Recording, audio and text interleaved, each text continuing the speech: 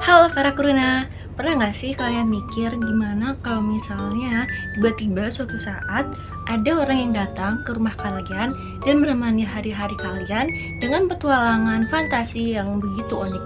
Seperti misalnya orang itu mengajak kalian ke kebun binatang di malam hari yang dimana yang biasanya kadang-kadang itu diisi oleh binatang, ternyata kadang-kadang itu diisi oleh para manusia yang belum keluar ketika kebun binatang itu sudah jam tutup.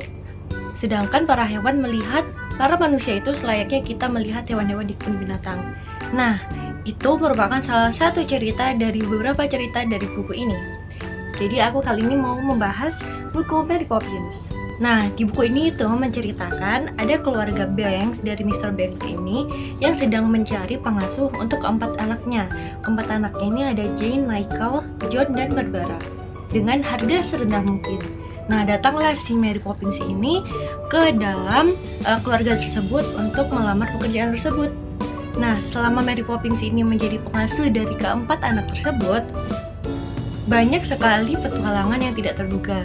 Kalau di sana itu disebutnya jadi nanny gitu ya. Jadi ketika si Mary Poppins ini menjadi nanny dari keempat anak tersebut, Mary Poppins ini melakukan banyak hal yang tak terduga yang membuat keempat anak ini itu jadi kayak patuh kepada Mary Poppins. Padahal sebelum-sebelumnya itu keempat anak ini itu tergolong dalam anak yang tanda kutip bandel gitu ya.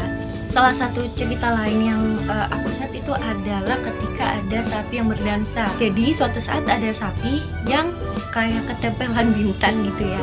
Dan sejak ketempelan bintang itu kayak si sapi ini nggak bisa berhenti untuk berdansa.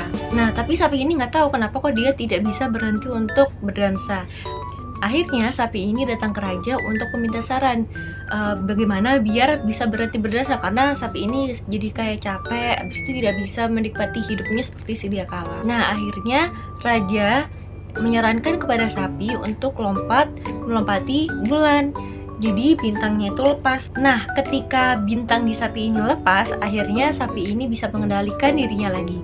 Tapi sapi ini merasa dia itu rindu dengan dirinya sebelumnya yang penuh semangat dan penuh energi. Nah, jadi balik lagi ya, aku mau review buku ini. Jadi ini tuh buku fiksi, dia itu fantasi.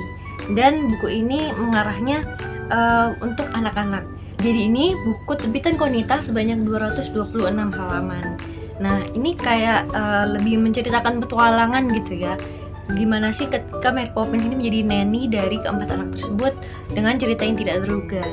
Nah, menurutku pribadi ini tuh bisa mengasah imajinasi anak-anak yang masih sangat-sangat luar biasa gitu ya. Nah, buku ini dikarang oleh PL Travels.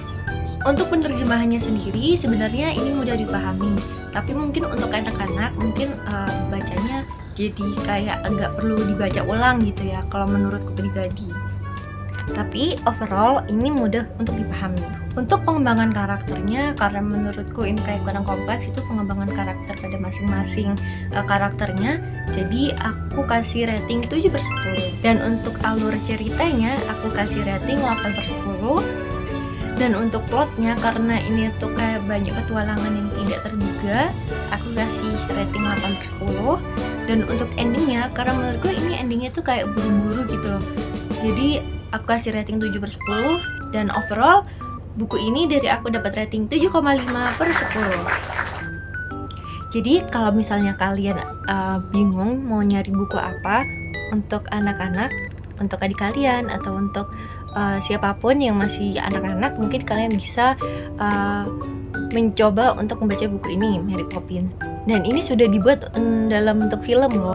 Mungkin itu aja quick review dari aku. Sampai jumpa.